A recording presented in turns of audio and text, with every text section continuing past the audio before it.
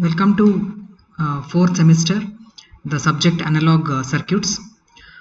This semester, in the subject analog circuits, the very first module, module 1, it begins with biasing in BJT amplifier circuits, and along with biasing in BJT amplifier circuits, we also have uh, other topics like small signal operations and models regarding the BJT. And along with this BJT circuits, we also have MOSFETs, that is biasing in MOS amplifier circuits, as well as small signal operations and modeling. Okay. So to begin with this subject, so let us take what is this biasing in BJT amplifier circuits in this session 1. So therefore this particular discussion, it introduces the topic at the same time. So here I am going to give some of the basics regarding the BJT, which are helpful in further understanding the biasing techniques, and later towards the end of the session we will see what are the different circuits we have as a basic circuits for biasing the BJT in case of amplifier circuits. So in the introduction, so let us start with a very simple structure of NPN transistor. So as shown, so we know that a BJT is a 3-terminal 2-junction semiconductor device. Its terminals are emitter, base, collector, and it has got 2 junctions as shown in the picture. You can see here the first one is emitter base junction.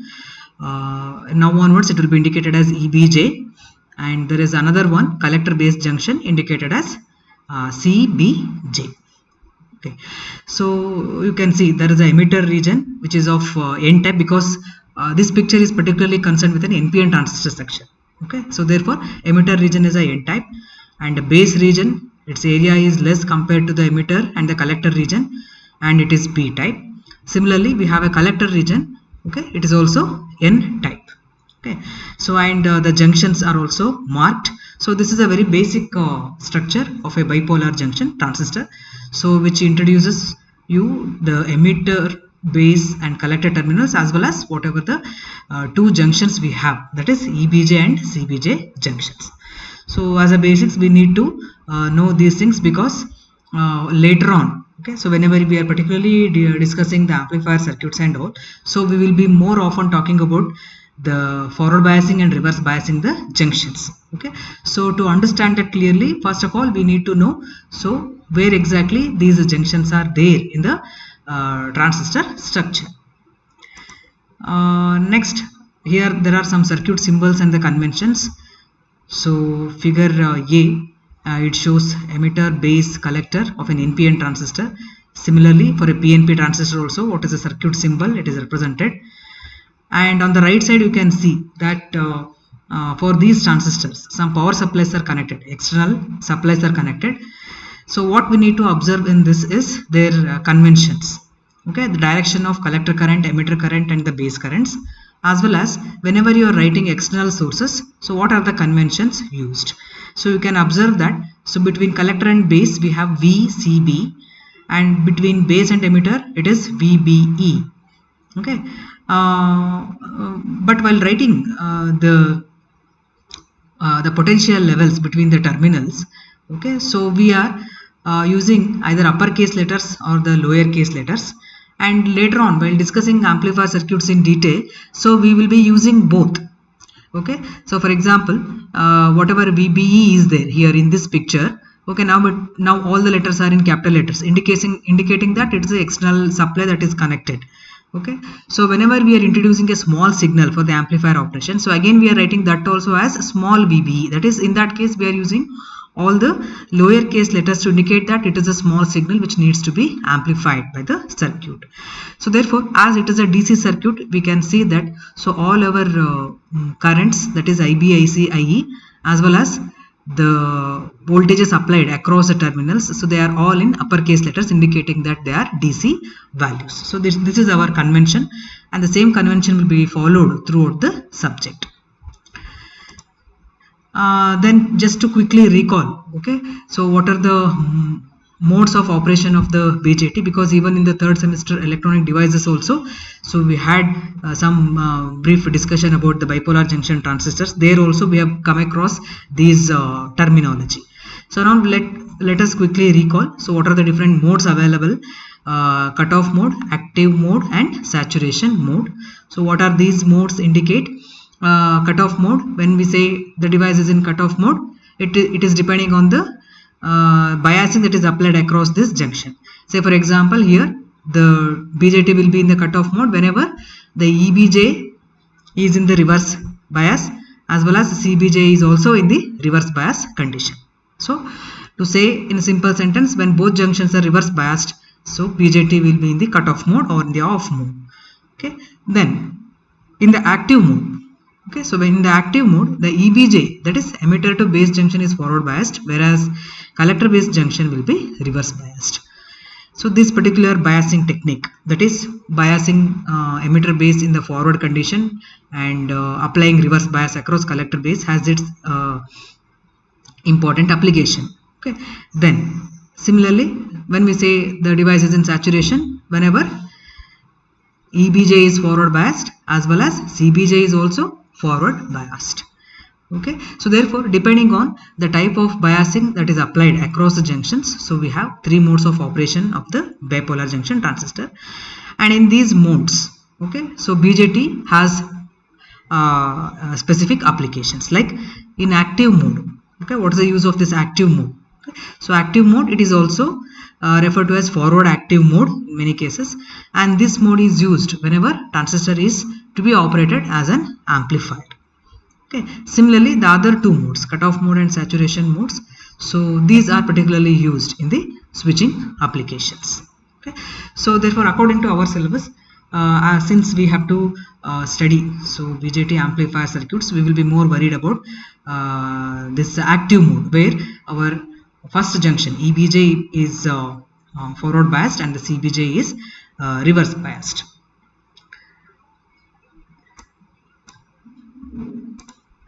Okay, so now this particular figure, it shows so the current flow in an NPN transistor which is biased to operate in the active mode.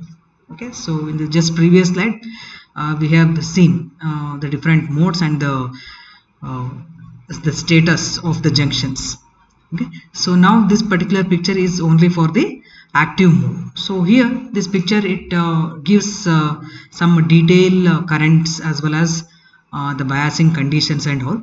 Okay, so now at this stage, so we are not going to take in detail the magnitudes of the currents and all, but here the intention of displaying this picture is to see, okay, so whenever it is BJT is in the active mode, okay, so what are the currents that are flowing, and what is importantly the biasing mode. Okay, so how that EBJ is forward biased and how to mention it, and similarly for the collector based junction, so how it is reverse biased. Okay, as well as the corresponding the potential across the terminals. So now as the picture shows here, so from the, it is again NPN transistor only, so we have injected electrons from the N region going or diffusing into the base region, and then the collector is there which is going to collect these electrons, which are known as collected electrons, and this is going to form the collector current IC. And also the picture also shows the forward biased EB junction as well as reverse biased collector junction, and you can also observe between base and emitter there is a VBE, okay, and then between collector and base there is a VCB. Okay, so this VBE, what is the function of VBE? It is forward biasing the emitter base junction. Okay, and because of that we have injected electrons which are going through base. Similarly, the collector base junction is reverse biased with VCB. Okay, so because of that there is a collection of electrons at the collector terminal. So along with this we also have what? VBE and VCB, in which V is written in the lower case letters. Okay, so now these voltage levels, okay, so they will be elaborated shortly when we are particularly discussing the amplifier circuits. Okay, so this picture will show so how exactly the active mode looks. That's all. Then coming to the very first topic in our syllabus, that is biasing the BJT in amplifier circuits. Okay, so we need to first understand some of the basic terms related to the amplification. Okay, so we know that the major area of BJT is nothing but signal amplification, as well as another application is also there, that is it is also used as a switch. Okay, so here we are elaborating the signal amplification part. So therefore here a simple block diagram is shown, amplifier block diagram. So where you can observe one input signal is there which is fed to the amplifier circuit, and at the output you can see the enlarged version of the same input signal. Okay, so now you have to make some observation here. So just observe the input signal and the output signal.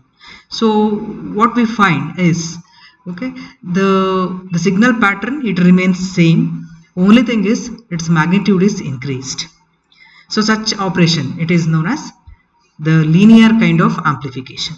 So where the input signal is available at the terminals of the amplifier in a magnified form, that's all. So further the output we can see here is distortion free. So this is what is needed from an amplifier circuit. So whatever the information is there, that should be completely available without any modification, only in enlarged or magnified form, that's all. Okay, so here what is responsible for generating such a magnified output?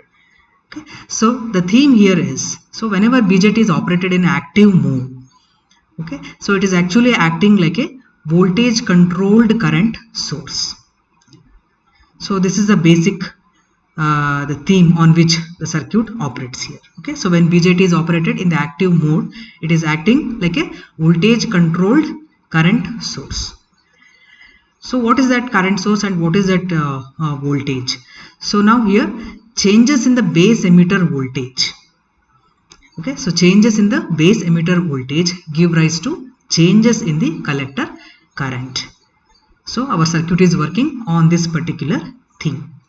Okay, so we know the place of base emitter, it is applied across the base and emitter terminals. So whenever there is a change in the base emitter voltage, so this will give rise to changes in the collector current. With this theme, we are going to get the amplification from this circuit.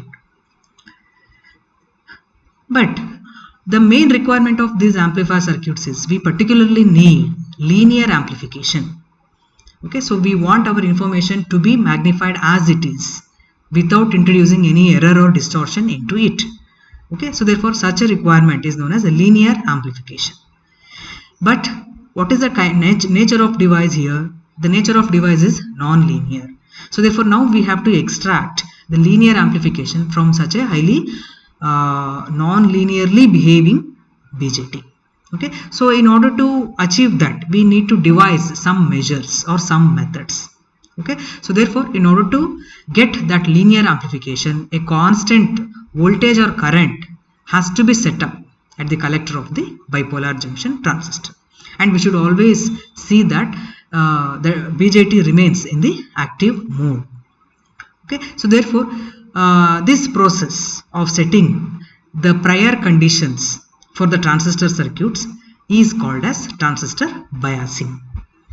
Okay, so therefore we need to bias the transistor, okay, in order to operate at a DC base emitter voltage, which is indicated as capital VBE, and a corresponding DC collector current IC. So here you can again observe that, so VBE and IC,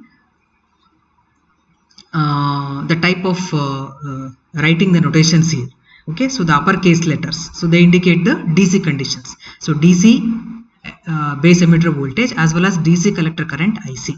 Okay, so we need to establish, or the process of establishing this DC base emitter voltage as well as DC collector current IC in the circuit is known as transistor biasing. Okay, so what is the value of that VBE and that IC which needs to be set up okay, so in the circuit, so that we can achieve linear amplification. Okay, so therefore establishing those values of VBE and IC itself is known as biasing. Okay, so therefore the biasing, we can write, we can say one more definition for this. The biasing is a process of what? Locating DC bias points, okay, in the IC VCE plane, okay, such that we are able to allow maximum output swing. Okay, so therefore we need to find the coordinates of the operating point or the quiescent points, so such that whenever you are applying a small signal to the amplifier circuit, so we are going to get at the collector the maximum swing, so without any distortion either at the positive peak of the signal or at the negative peak of the signal. Okay, so therefore this process is known as the biasing. Now, in order to understand the significance of the biasing, so here I have displayed a volt transfer characteristics, okay, of a simple BJT amplifier circuit. Okay, and the circuit is as shown in the picture. So at the base we have capital VBE, which is nothing but a DC power source, as well as there is a one more source, signal source is there, which is indicated as in the lowercase VBE. So therefore here capital VBE is a one which is used to set up the DC condition, that is to bias the BJT for amplification operation, and whatever this lowercase VBE source is there, so this is nothing but our small signal which is applied, okay, which needs to be amplified by our amplifier circuit. Okay, so therefore at the collector we are getting VCE, collector to emitter voltage VCE. Okay. So therefore here this voltage transfer characteristics, it is showing the x and y coordinates. So here you can observe there is a point marked as Q. Okay, and also there are three regions are visible: cutoff region, active region, and saturation region. Okay, so now you just observe the active mode region. So in the active mode region, almost at the middle of the active region, there is a point marked which is nothing but Q. Okay, so that Q point is extended, projected onto the x-axis, and there we have marked a point called as VBE, in the uppercase letters VBE. Okay, so therefore, and similarly the Q is projected horizontally also, and you can see that a small signal which is indicated by the lowercase letters VBE. Okay, so how it is available at the collector in the enlarged form, which is nothing but written as V0. Okay, so now the purpose of this particular picture is to understand the significance of that Q point, that's all, here in this stage. Okay, so simply assume that if Q is shifted above the 50% line, okay, so then it would have affected the positive half cycle. If Q is shifted downwards towards x-axis, then what happens?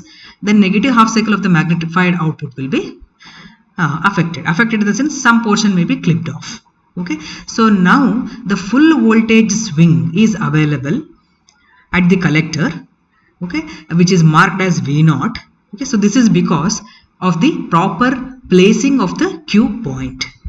So that proper placing of the Q point itself is nothing but the biasing, and that is achieved by selecting proper values of capital VBE and capital IC, and that process itself is the DC biasing. So from this particular picture we need to understand only what is that significance of that Q point, that is whenever Q is exactly at the middle of that active region, so how we are going to get the maximum swing, and when Q is shifted above and below that ideal point. Okay, so how the swing is going to be affected. Okay, so then now in order to achieve all these things, that is in order to set up a proper biasing points, then what are the schemes that we have? Okay, so there are two very basic techniques which are very raw techniques. One is biasing BJT by fixing base emitter voltage VBE. Okay, another one is biasing the BJT by fixing the base current IB. So again you can note VBE in uppercase letter as well as IB in the uppercase letters, because they are all the DC parameters.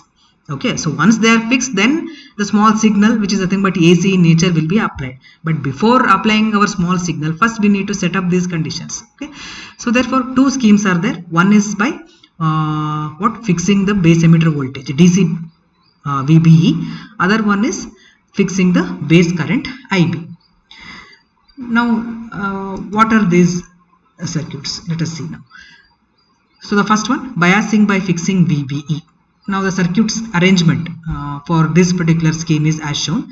So now you can observe here that we have two resistors, RB1, RB2, which are connected to directly to the base terminal. So of course at the collector we have collector resistor RC, and both are connected to VCC. That is, RB1 is connected to VCC as well as collector terminal is also connected to VCC.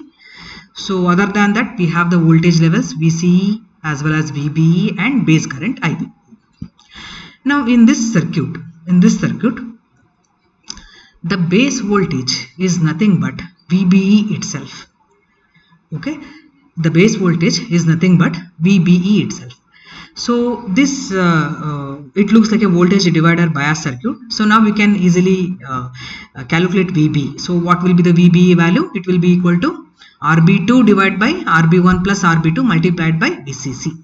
Okay, so now here you can see that whatever the VBE value we need for setting up of this quiescent point or the operating point, that completely now depends on RB1 and RB2 values. Okay, so therefore now here the perfectness of RB1, RB2 are most important. If there are any slight changes in these values, then VBE is going to be changed. So the main disadvantage of this particular biasing is, so whenever there is a very small or inevitable differences in VBE values, okay, inevitable in the sense, if RB1 is 1 kilo ohm, okay, assume that RB1 is 1 kilo, if it is replaced by 1.01 kilo, okay, for such inevitable small change, okay, so then this is going to cause a lot of difference in the collector currents. Okay, so this is what is one practical limitation of this biasing techniques. Okay, the reason is here VBE is directly depending on the resistor values. Okay, so if there are slightly any changes, then VBE changes. For a very small change in VBE, so the collector current IC will be heavily affected. So therefore, for practical implementations, this is not a preferred circuit. Similarly, here there is one more scheme, that is biasing by fixing the base current IB. Now in this circuit we can see that somewhat simple circuit where we have only the base resistor RB is there, and that is directly connected to the base terminal. Okay, so therefore here you can imagine what will be the value of base current IB. So IB is nothing but it's a potential difference divided by the base resistance RB only. Okay, so what is that potential difference? So as you can see, RB is also connected to VCC. So therefore the base current is nothing but VCC minus VBE divided by RB. Suppose if you have VBE value fixed at 0.7 volts, then the base current will be simply VCC minus 0.7 by RB value. Now here what is the limitation is the transistor beta. Okay, so if there are variations in the beta values, then that is going to result in a very large variations of collector current, as well as whenever IC changes, obviously VC is also going to change. Okay, this is what is one disadvantage of this circuit. So therefore for practical implementations, both the first and the second methods are not preferred.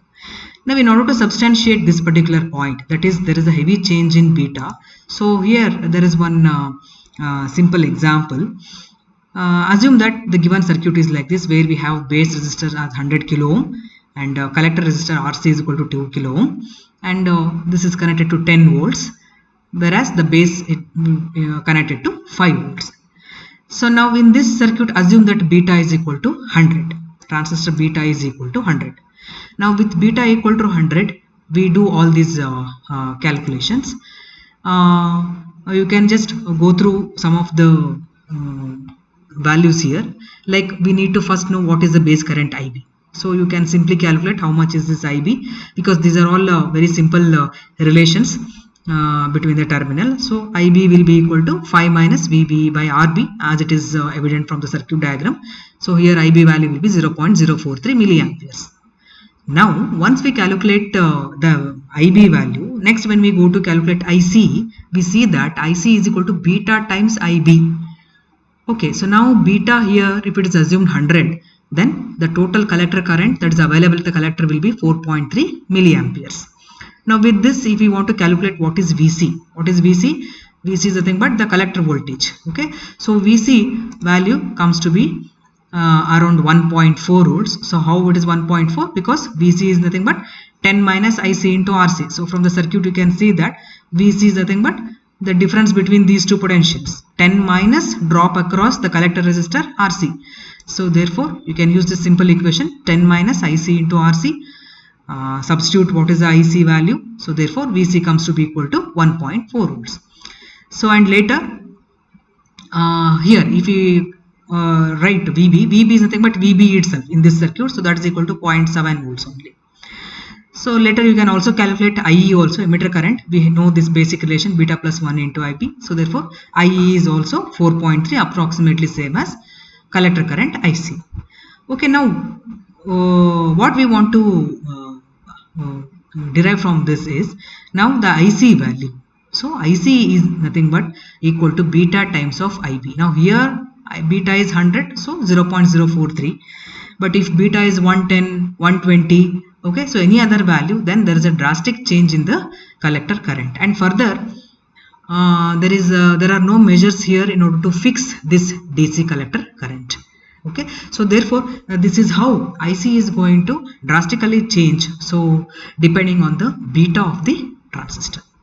Okay, so therefore practically the circuit 1, that is biasing by fixing VB, and the circuit 2 biasing by fixing IB methods, so are not considered as good designs. So therefore we have other improved circuits, so where some stabilization for this operating point is provided, irrespective of changes in beta, irrespective of changes in temperature, still we need to stabilize the biasing points. Okay, so therefore in the next session we are going to discuss what are those circuits.